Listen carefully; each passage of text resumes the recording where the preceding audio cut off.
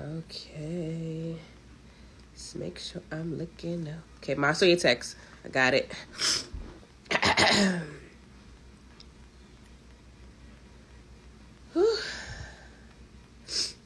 Hopefully I have no...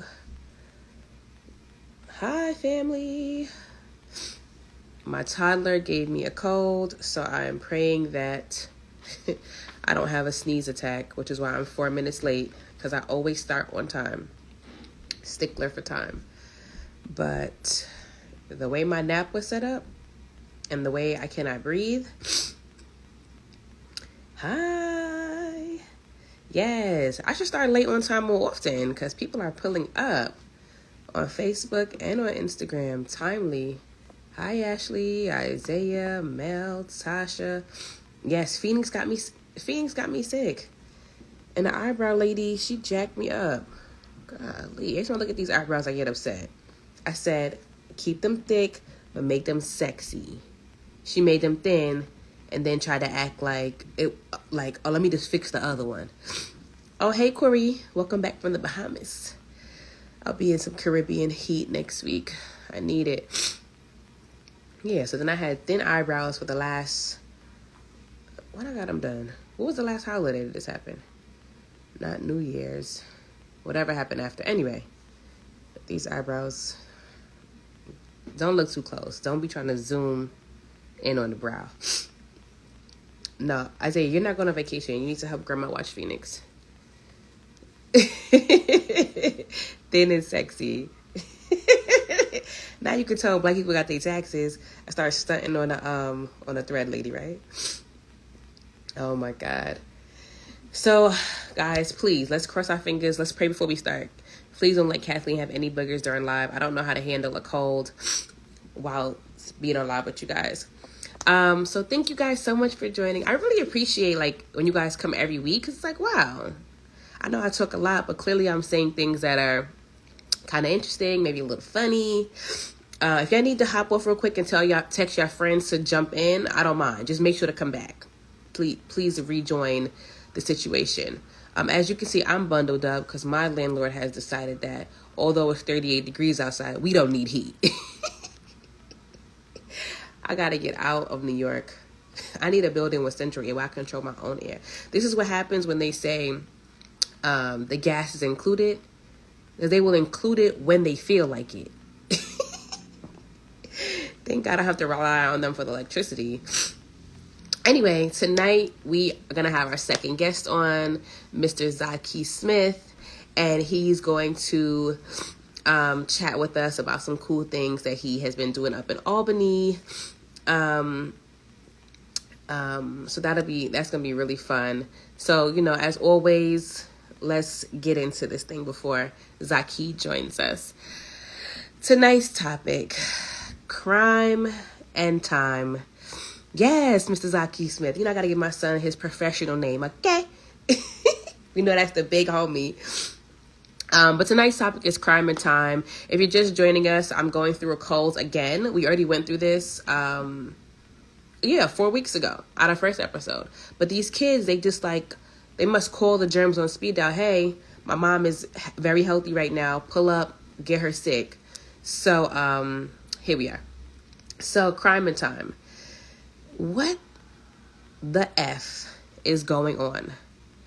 There is a war outside that nobody's safe from. These fools, they robbed the Gucci store on 14th. I think I'm upset with the Gucci store because have y'all not watched them rob every store on Fifth Avenue? For those who are not in New York City, y'all my college classmates or friends who live in neighboring states. Hey, Taylor, y'all know that 14th is downtown, but they have been robbing Fifth Avenue. That's where all our big stores are: Gucci, Louis, Hermes, Yves Saint Laurent, all of the joints. They've been going in there, literally mobbing. 5-10 dudes running in and stealing. So now when you go to Fifth Avenue, every store has armed security. When me and Justin went to get our new bands at Cartier, I felt like a thief going inside, even though I knew I was coming for a purchase, because they got 2 guys at the door. Do you have an appointment? What do you need here? Because I don't believe y'all can afford anything in here. But these fools ran up in there and they're just robbing the stores. Lock them up. I really hate to see black people in jail, but these niggas is wilding. Okay, crime and time. How much time do they get? I need to know. And also, if y'all know anybody who got a bag, what's the discount? Like, let's get to the bigger questions. What is the dissy hitting for? But no, seriously, it's actually really scary because you don't know where you can be, and these fools are like robbing and acting a fool. Like, they don't care. Like, first of all, they're robbing the bodegas. I mean, I think they've always robbed bodegas. I thought that stopped, but now they bring in the bodega robberies back. Why? Like, what is... Okay, we know why. All of our tax money is going to the NYPD dance team, okay? Have y'all seen these ladies? I'm not here to body shame nobody because we seen the bald head chick who danced with Beyonce. She would murder me, okay? Because I woke up one flight of stairs and I can't breathe. Them hoes cannot dance. Eric always outside Adams. What are you doing with the coins, bro? Like, is he behind the robberies? Because we didn't have this with de Blasio. Things to think about. I'm so tired of seeing free my son, free my boy, free my this, free my that. There are guys in my neighborhood who I grew up with, went to school with. A few of them are locked up. They kind of like alternate. You know, one is in, one is out, one is in, one is out. And then the other person's always writing, free such and such, free such and such. Such and such did a violent B&E, which is a breaking and entering. What are we freeing him to do exactly? The same crime again? Leave that man in jail, okay? Love him. You look so handsome. You done gained a lot of weight. I'm sure you're getting your read on, getting your muscles up. What are we doing? And the people in my neighborhood who I know that are in and out of lockup are not people who come from poverty. And I think that is what aggravates me. So yes, a lot of crime is happening due to poverty. But a lot of these fools are not poor. They're not poor. They just want to be gang with other people in the neighborhood. I've lived in my neighborhood since I was 5. Well, obviously I don't live there anymore. I've now got married and moved out. But from 5 to age 30, 25 years. When they say they live in the hood, I'd be like, where? I walk the same 5 blocks they walk. Like, we have the same amount of crime as any neighborhood in New York City. What are y'all doing? Some people, not the people who literally are fighting for their lives and don't have enough resources. Some people are actually looking for crime. They're looking for trouble. My brother used to try to loiter in front of the store and after school because the cool guys were loitering and selling weed or whatever. And he wasn't a part of that, but he liked to be up there and talk and parlay, whatever. And my mom used to sit off the bus with her Haitian accent and be like, you're not going to be sitting up here. Go home. She made sure there was no loitering. So a lot of these kids, men, don't have people running after them to correct their behavior, right? So that's a part of the issue too. I mean, my mom worked 2 and 3 jobs. We were home by ourselves until 6, 7 p.m. when she could come home. So resources, but I know one thing that's not going to help is the NYPD dance team. So let's bring the PALs back, because by the time they cut the resources for the PALs, I wasn't old enough to have experienced that. Everyone had already went to the teen parties and they were dancing, holding on to the wall, sweating. I missed all of that because y'all started fighting and shooting and they started cutting the funds. Anyway, another piece of our issue in New York is the migrants. And when I say that with love. I'm a child of 2 immigrants, literally. My mom came here when she was 14. My dad came, I think, like 16, 17 years old. 2 immigrants from Haiti. Me, my brother, and my cousins were all first-generation Americans. So we're showing them, like, you know, they have lived their American dream, and now we're showing them what it feels like to be born an American and have a dream. And, I mean, nobody's innocent, right? Everyone, not me. But everyone has had their share of encounters with the police. Once I see the police do the blue and reds, I'm singing like a canary. Like, what's happening? But I say that to say that the migrants are here because they're escaping literally like real gangs in their countries who are beheading, killing, all type of shit. Hold up. That sounds like United States. Let's go back. They're leaving the same crime that we're having here. Okay, let's rewind.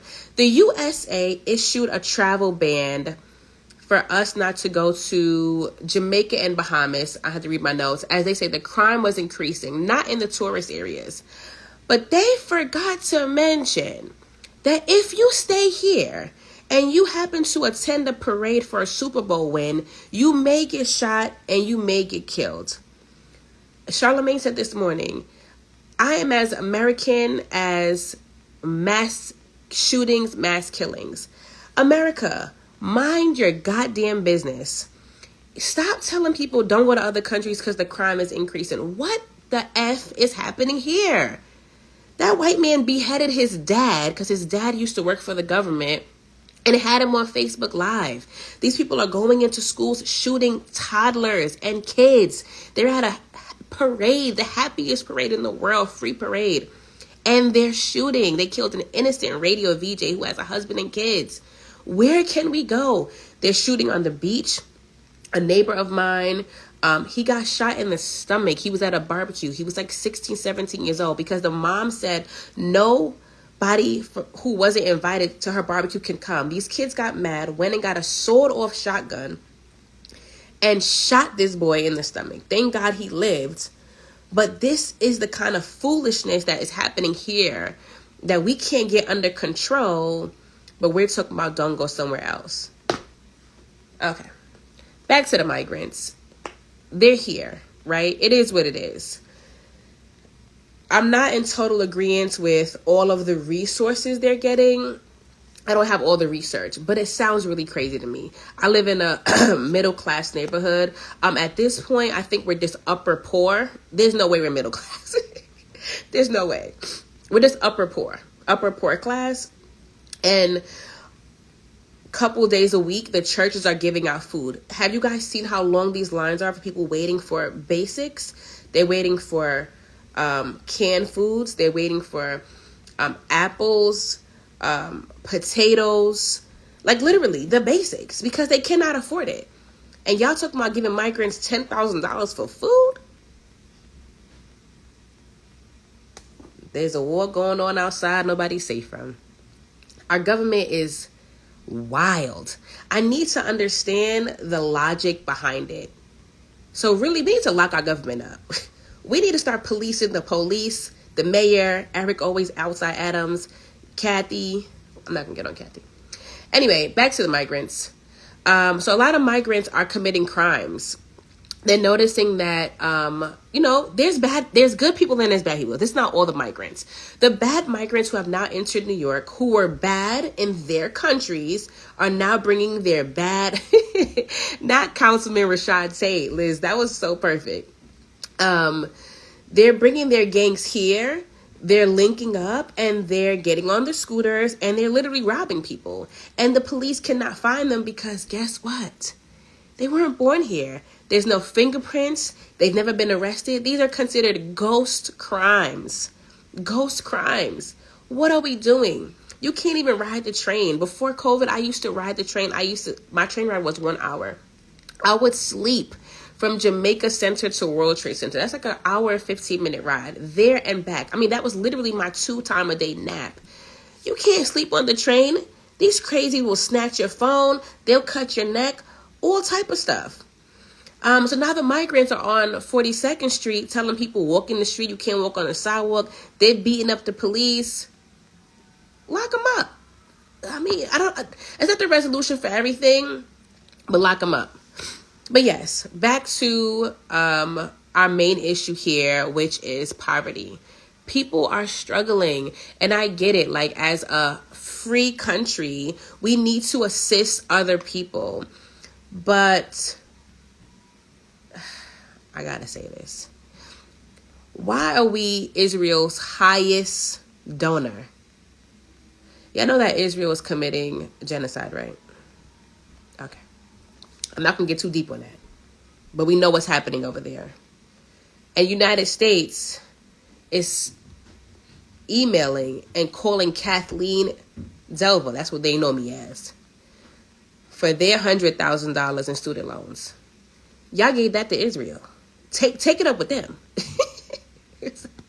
I don't got it. Clearly, y'all don't need my money because y'all just donating money. The same way y'all can't fix potholes, easy passes. I have an easy passes on auto replenish. They are telling me I owe them $400. Make it make sense. Oh, the easy pass didn't pick up your toll. It's February. Y'all didn't pick it up since July. So y'all didn't just backtrack and just take the money out. Now y'all talking about I owe y'all $10 per ride and $100 for every fuel, and that $10. What is the scams going on for the people who are actually hardworking citizens here, who were born and raised here? I don't understand it. We're going to have Zaki on because he's going to help us make some sense of this, of these people. But yeah, the Gucci store on 14th Street. Why didn't they have security?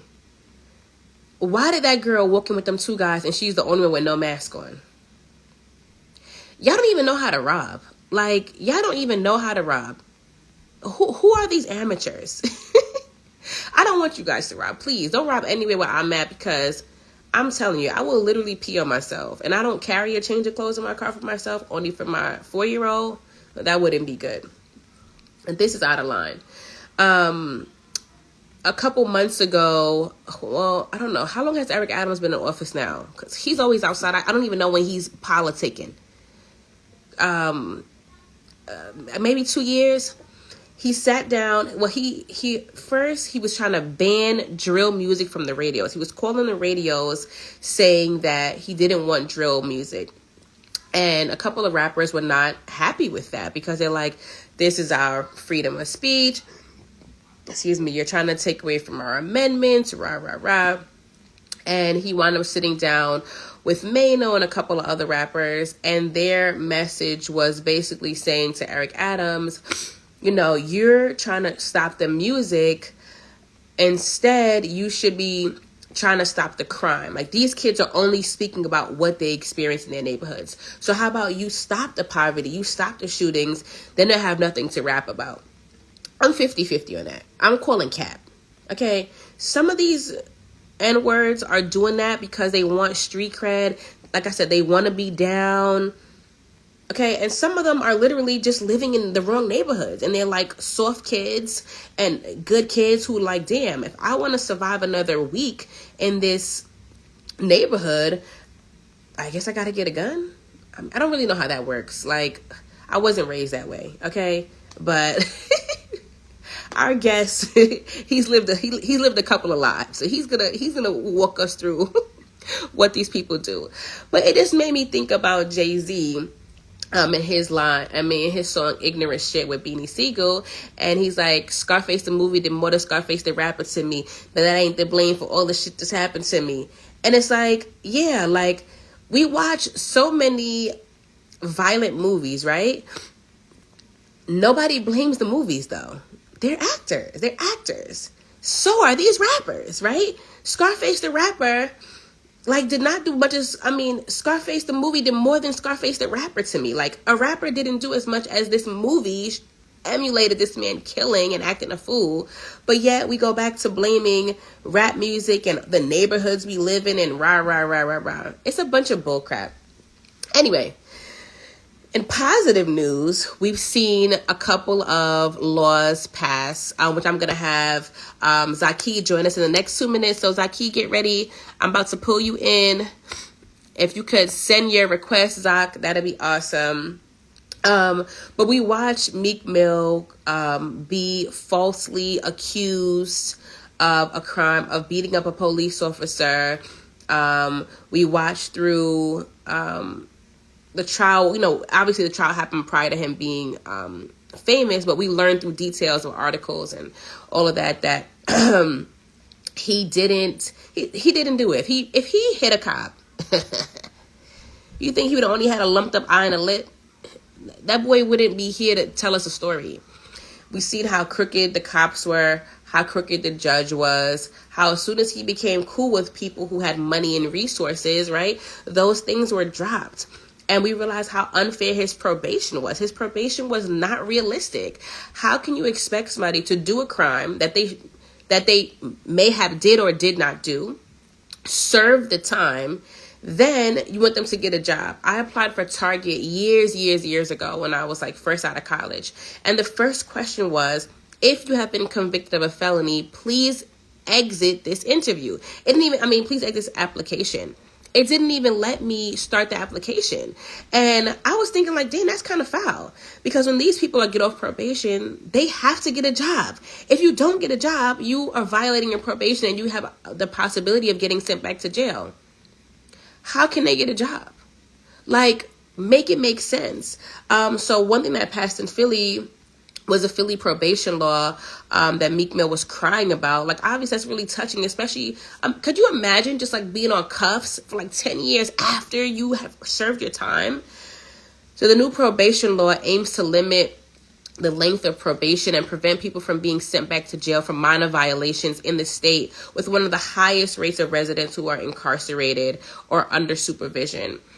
Tonight, in a minute or two, I'm going to tap him in. Zaki, big homie, he's been a part of passing the clean slate law. So for those of you who watch the news like me, I would literally watch the news 3 times a day, 7 a.m. when we're getting ready, around noon, and every night. I'm just nosy. I need to be in the know what's happening in the hood and on the gossip blog, excuse me. And Zaki was a part of passing the clean slate law, which he'll talk more about. But the clean slate law will automatically seal certain criminal records after a required waiting period, 3 years after conviction or release from jail for a misdemeanor, and 8 years after conviction from prison for a felony, provided that the person maintains a clean record and no longer on probation or parole. So there are good things happening for the people who have been wrongly accused. As you guys can see, our council member was a part of the Central Park 5. And he's now even working hard on that too, like getting these police to act right. So let me tap Zaki in really quick, people. Look, I'm very sorry. I'm gonna get my show skills up, but you guys will be able to hear the audio. So Zaki's about to join us. Hi, Zach. Cat, you are funny. Lock him up, lock him up, lock him up. Lock 'em. You are funny. You hilarious, man. You gotta pray for me, Zach. Please pray for me. I'm good. I am. I'm praying for you, sis. I'm praying for you. So I was talking to my best friend earlier, and she was asking me like, "How did you meet this guy?" So me and Zaki met through Sarita Gates. The leader, the innovator, the everything. Sarita got us together. And we used to work for Yo Stay Hungry. So Zaki was our DJ, and I was obviously our event coordinator. And we had done a few events together. And on one road trip to DC, as you guys know, I'm nosy, and I just started getting in Zaki's business. I'm like, oh, Zaki, like, you're a nice looking guy. Like, how old are you? How this and that. Zaki is an old man, okay? The material, the material doesn't give an old man. But Zaki, how are you? 52? I'll be 53 Sunday. Oh my God! Oh my God! Old heads out here with it. Zaki was the original prison bae, y'all. Okay, respect your wife. Respect your wife. Right. Cause she listening. She live. Okay. She on it. Respect to the wife. But so during that ride, I got to really learn about Zaki. Like, he's like, yo, I lived a life before this. Like, I used to do this and that. And I'm like, what? Like, I've been around you. All these events, we work together. Like, he's literally like the protector of us. He's like calming people down, like giving us wisdom. And of course, like, oh, maybe he's Muslim. Like, he has this warm, calming spirit. But it's like, no, he's lived a full life that he's allowed us to see what maturity looks like and what changing looks like. So, Zaki, please let the people know who you are and what you're working on, and how can we stop these niggas from acting up? Listen. First of all, thanks for having me, Kat. I appreciate that. This is so dope. This is definitely you. You know, this is definitely you right here. So, no, I'm glad you have me on to talk about this. So pretty much for the past 4 years, I have been working on the Clean Slate campaign for the state of New York. I was, I came home from prison in '04. Knew that I was not going back to prison. I was a part of the crack era. I'm part of I'm the '80s babies. And 2004, I knew that I was not going back to prison once I was released, and I was going to work with young people. I came to the town. I hit the ground running. Just about 15 years down the line, I was removed from employment after working in the school for about 4.5 years, and it was because they said I had a criminal record. No one questioned who I was for the past 15, 16 years. They didn't care. They did not want to know the impact of what I was doing in the community or anything of that nature. And so it just sent me on this quest to say, hold on, for the first time in my life, I questioned that and said, hey, I've served my time. When does this actually end? So essentially, anyone with a criminal record literally has a life sentence. So you're still doing time after you have finished your sentence, being denied access, like you said, to employment, housing, education, and all of the things. And these laws are allegedly put in place to allegedly keep people safe. The reality is those laws don't keep you safe at all. It's contrary. It's the opposite, right? Um, a person who cannot find a job more than likely to commit the crime again and land back in prison, right?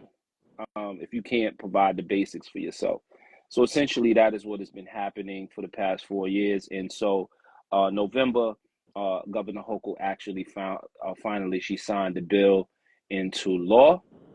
The Clean Slate Act. Yep, 2.3 million New Yorkers will finally have an opportunity to have their criminal records sealed. I have to be honest. Like I put my life. I put this on my back, and with me and quite a few other folks, formerly incarcerated individuals, a lot of lawyers, other organizations, and we made sure that this happened for New York. Yeah. Like when they cry? Oh, absolutely. Absolutely. Oh yeah. Yeah, I was a mess. I was a mess. Because I mean, I know my life. I know what my life had been. Yeah. You know what I'm saying? And so um to know that I had contributed to something historical, like, and it's still like I'm still processing the gravity of that. Like that's really huge, right? And so that's super huge. You know what I'm saying, for especially for New York, because New York is the backdrop of everything foul. You Literally. understand what I'm saying? So when you look at movies, they showing New York, right? When they show all of the crackheads and the dope fiends and things of that nature, they showing New York. And so to have this happen for the state of New York, for me, was really a big deal. And it just adds also to my legacy. It's like put this along with my criminal record. Don't forget. You know what I mean? Don't forget to add that to it. So Zaki, I'm sorry, I'm moving around. I gotta plug my laptop in. But tell us what made you act a goddamn fool when you were younger that made you get locked up? Like I need to understand why. Yeah, so many things. Like I said, I was a part of the crack era. I was those, the '80s babies raised in the crack era. Dysfunctional home, uh, things of that nature, lack of supervision, and also really just trying to, you know, establish what I thought would be manhood, right? Yeah. This sort of rites of passage, and what every young man, my age was doing, and how they were moving at that time. And so yeah, it seemed like the thing to do, Yeah. right? You know, Monkey social capital was social capital. everything. You understand what I'm saying? Coming up, and so, and then it was also a means for me to survive, really, because yeah, I was poor. You know what I'm saying? I really didn't have, so I was also trying to survive, as well as create an identity for myself Yeah. as a young man, right? So And not, when you were in Newark and you're working with the students, you're putting all this impact in. I mean, I've seen how much the kids love you. Like we literally did all these events together. The kids respect you. Do they allow you to? Do they allow you to have a day or two to say bye to your kids, or this is an immediate release from work? um, You were I in had Newark. some time. I had some time. I had some time. The kids knew. I was just still in communication with some, young people, whatever. So I wasn't like, I walked to the school building and they escorted me out, you know what I'm saying, and just kind of threw me out. It didn't happen necessarily that way. I had received a letter in the mail, actually before I went to the school. So the letter had came in the mail letting me know that this was a thing, Okay. right? And so I went through trying to appeal and go through all of the processes, but I remember a teacher, one of the teachers at the school who knew that this happened or what have you. And she seen, that I was trying to fight to get back in or what have you. And she had said to me, she was like, and I never forget, she said, why are you going through all of Yeah. this to try to get back here, right? Like, why are you even going through all of this? Like, your time is up. You're being called to something different. You know what I mean? And she said that to me, and at that time I was just, man, listen, I'm trying to get back in this, and do my thing. This is what I made a commitment and a promise that I would do. Yeah. And but this was the call. So This was actually the call. what was the first step to like even starting the Clean Slate Act?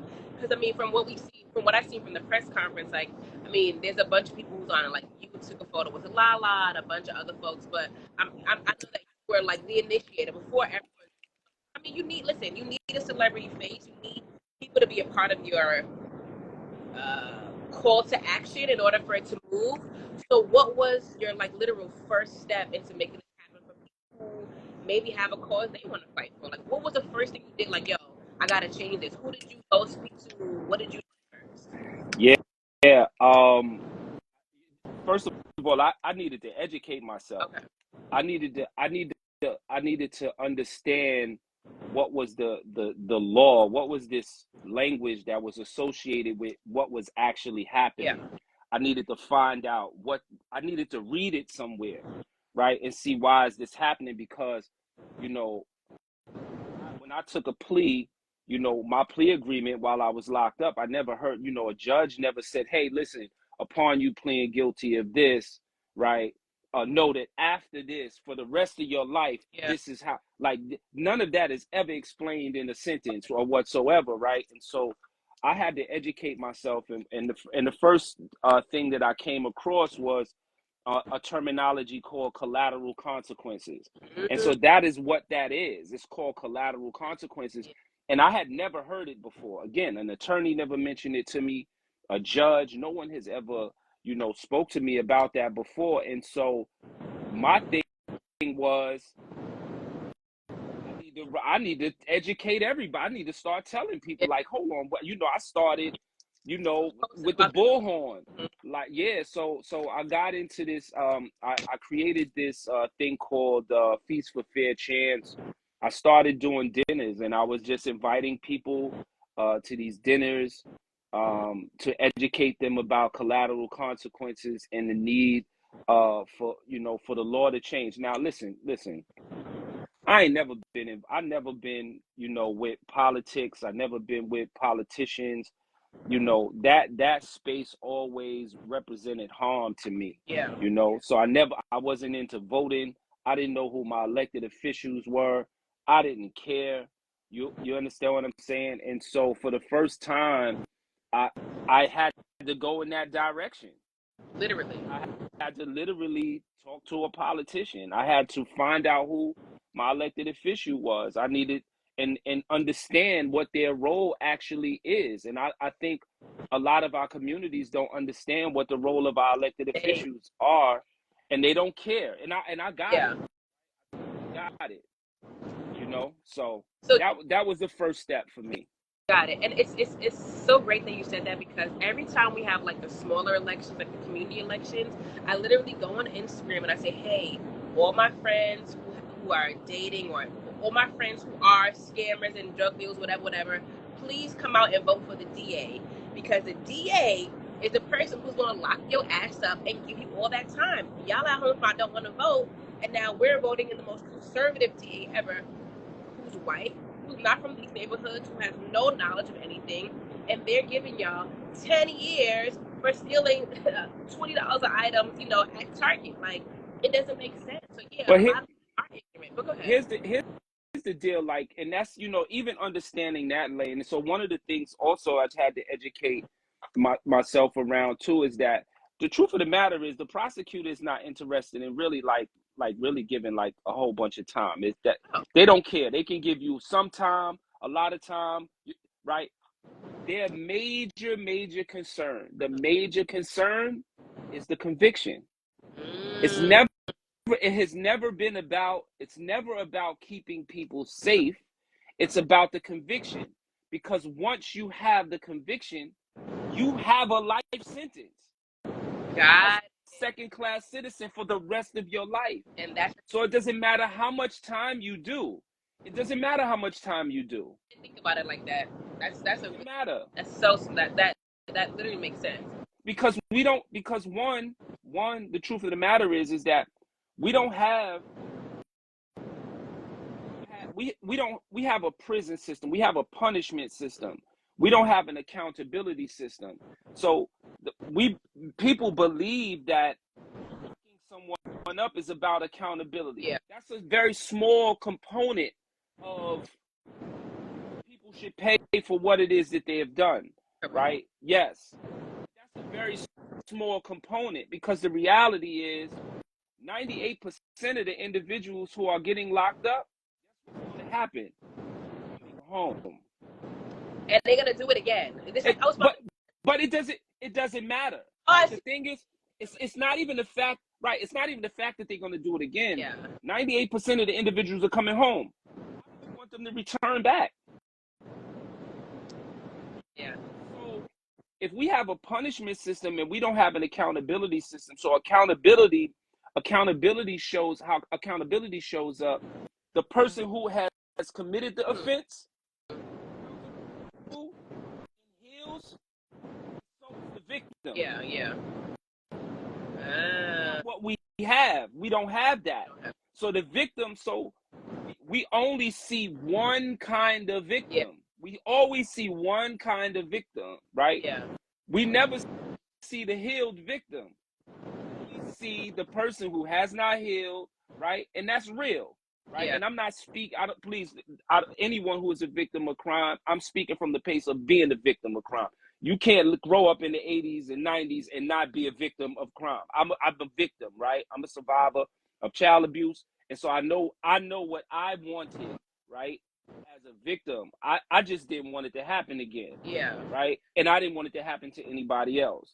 And that, at base, that is the language of most victims. They don't want it to happen to them again, and they don't want it to happen to anyone else, right? And so if that person is coming back to society, right, how do we want them? We want them to return with barriers, or do we want them to return with opportunities so that they're not knocking somebody over the head and they're not running up in the Gucci store, what have you? And then also understand that while you are joking, you know what I'm saying, and it is funny, the truth of the matter is, it's like, I was that kid running in the Gucci store. I was them. That counts though, like, to the people in the hood. It was full price. I mean, I was that kid. Yeah. I was that kid, right? And so, a lot of times, of course, we see people at the worst moment in their life and never know, like, who they eventually can actually be. And people are redeemable, I love that you said when I was telling you that, like, oh, I never knew this side of you. And you said, well, I didn't have to show you that side of me. Like, that side of me had gone already. Like, you knew me in a professional setting and in my big homie setting. Like, and I'm like, wow, you're right. Like, we judge people off of their worst act or the worst thing they've done. That one time is one mistake they've made. They never ended. My aunt wrote that she's a mental health advocate and she always tells people about plea bargains because most of them just hear lesser sentences. They have no idea that after pleading guilty, your life is mostly over. I mean, she works in Georgia. I mean, yeah, she lives and works in Georgia. She's like a clean slate act in Georgia. So after all of the dinners you were doing, how did you get in touch or closer to the people who would eventually help you get to the clean slate? Yeah, I mean, shout out to being Zaki the barber. You understand what I'm saying? Like, just really just being plugged. Yeah. You know what I'm saying? And really just having relationships with good people, doing good things since I've been, in the street and connecting with really good people. A brother I was working with, doing some work with in the schools. Eventually I was cutting his hair and his son hair. And he said, hey man, I think you should meet a brother by the name of Zelno Amiri, Senator Zelno Amiri. I'm gonna connect you with him. Put me and him literally in a group text. And yeah, Ruben Durancy, Rube supported our Yo Stay Hungry joint. Word up, Rube gave us some money for Yo Stay Hungry, and so Rube connected me to Senator Zelno Myrie. Zelno Myrie was about a year or two in as a senator, and I met him. This young brother came, Haitian brother. They Haitian, shout out to the Haitian. Listen, the whole Haitian team came through, and young brother came through in the coffee shop. He had Jordans on and all that. I was like, okay, homie, a little swaggy, you know what I mean? And yeah, and we chopped it up right on Franklin, like in Crown Heights, right on Franklin, in one of the coffee shops over there in his district.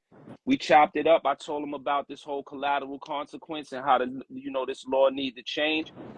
And he took on the bill. He put the bill on his back, man. Young brother, man, and put it him, yeah, and took it across the finish line. Him and he's the on the Senate side, and Catalina Cruz on the Assembly put that bill on their back and rolled it all the way through.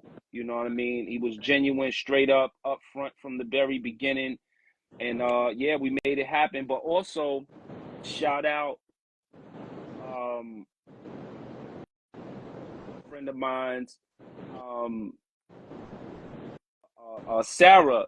She actually, Sarah Zappler, she actually sent me a text.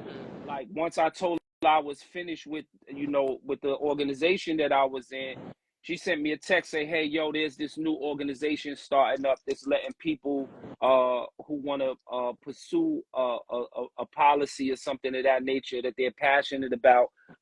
People who don't know nothing about politics, you can go ahead and go over there. I was like, word, signed up for it. They hired me. So I think it was about 9 or 10 of us. And out of us, I was the only one that got a bill passed in the 4 years. I was in a 2-year fellowship with them, and 2 years later, the bill passed here in the state of New York. So yeah, or I mean, you had been talking about it. When I saw it on the news, like in the morning, I woke up, it was like 7:30 a.m. yeah. News, we see Cat, and I hadn't seen it on the news yet, and I was like, honestly, I'm like, that's Zaki. And I was like, oh shit, that's Zaki. Like this is his thing.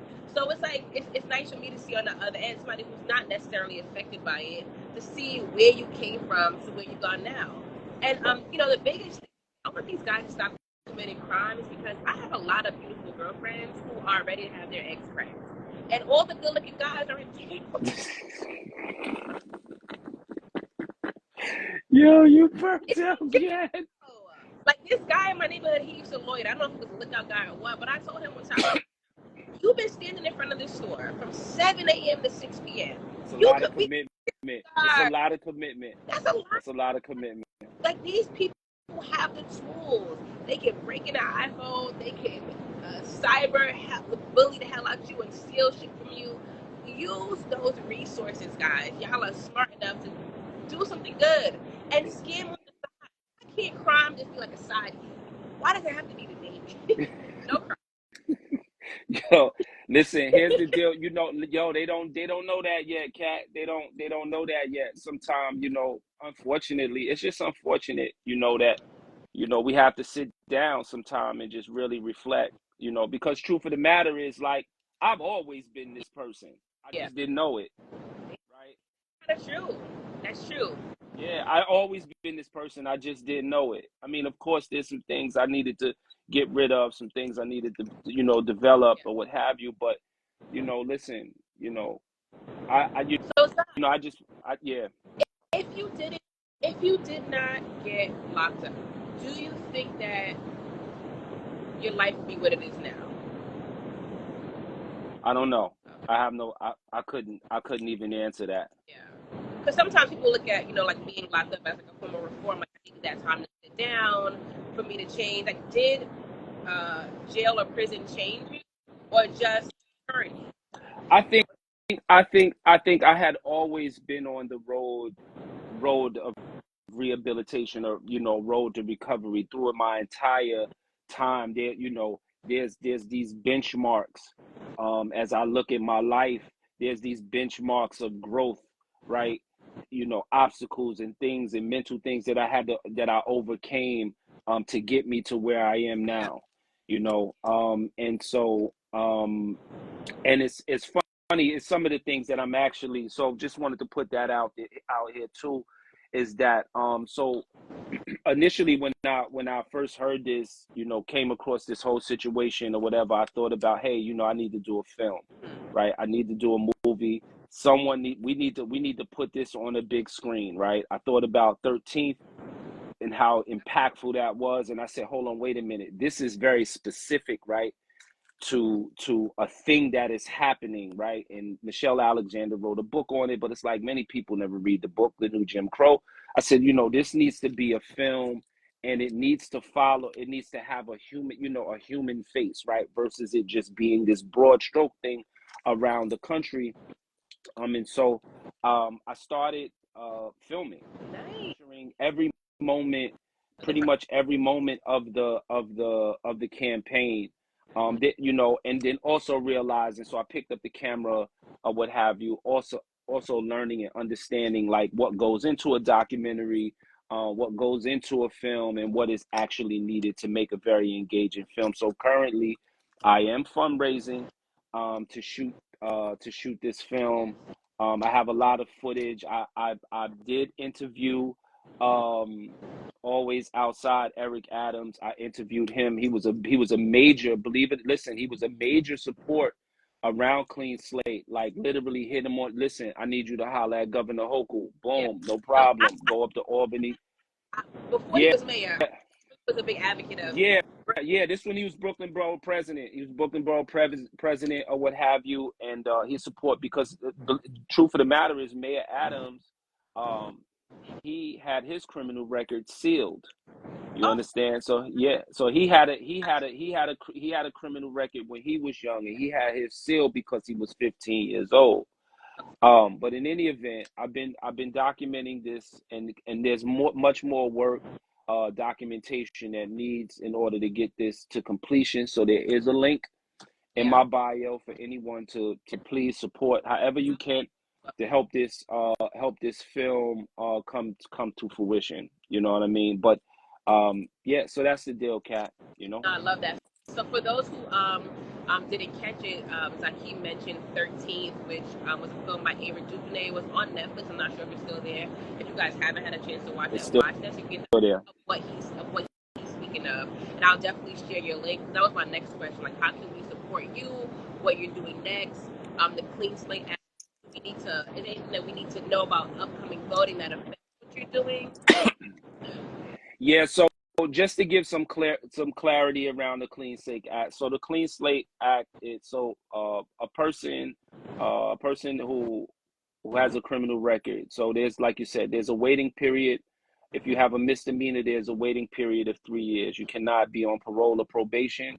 You cannot have a sex offense at all. Those are individuals who are not eligible. And a violent a felony. Those individuals are not eligible. Um, but there's no limit to the crimes that you may have committed. And it's an automatic sealing. There is no application. You do not have to apply for it.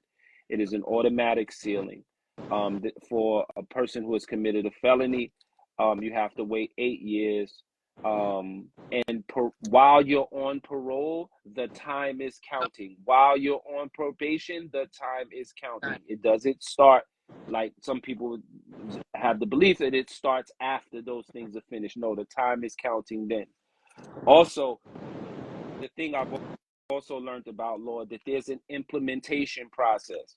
One of the things about our system, it has been designed to only go in one direction. Yeah. We think that there's this big one computer that everyone shares, and you can just go in and press delete or seal or cover.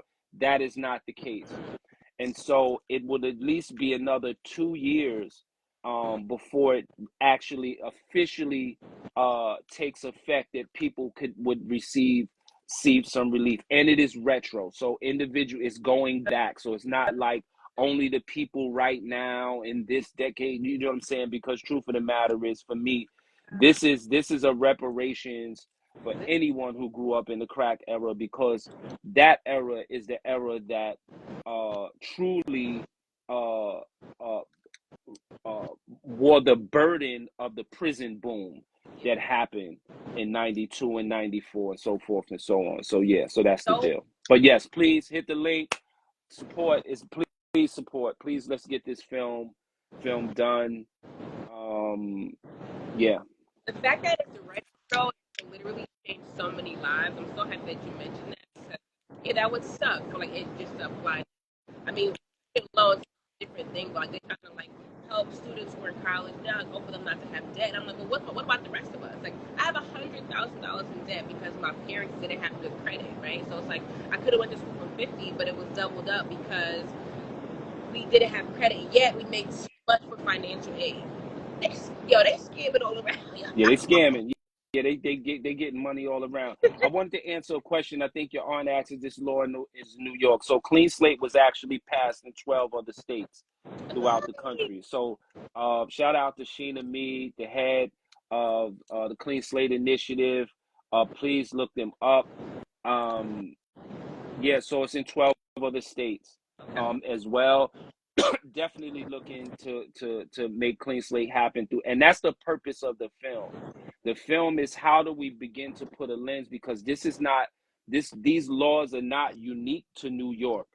This is countrywide. So each state has its own form of collateral consequences. Example, Florida was a situation where if you was committed a crime, you was arrested, you would lose your voting rights for the rest of your life. Shout out to Desmond Meade, the husband of Sheena, who ran an excellent campaign to now restore the rights of those with a criminal record to have their ability to vote. But see, this thing about criminal record and having these barriers is very, very much intentional, right? And there's a reason why these things need to be in this way, and why these laws exist the way that they do.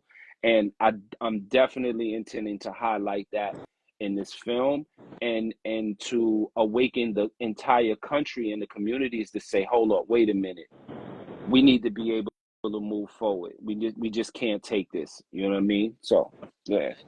Anybody else have any questions for Zaki Smith, aka the big homie, aka used to be Prison Bay, but now you're not? Yeah.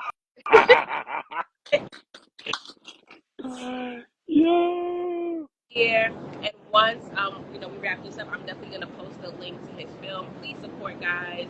I know y'all love to go to the grocery store and give the white man $450, but we could give our boy, our kinfolk, some coins towards his film. He's doing a great thing, and you never know. One of us may get locked up for some stupidness, especially us as parents, and you guys see what's going on. These daycare using people. I was telling my friend earlier, if somebody removed one piece of hair from Phoenix head, I'm going to jail proudly. So I may need this clean slate law. God. You never know. Life is crazy. You never know what circumstances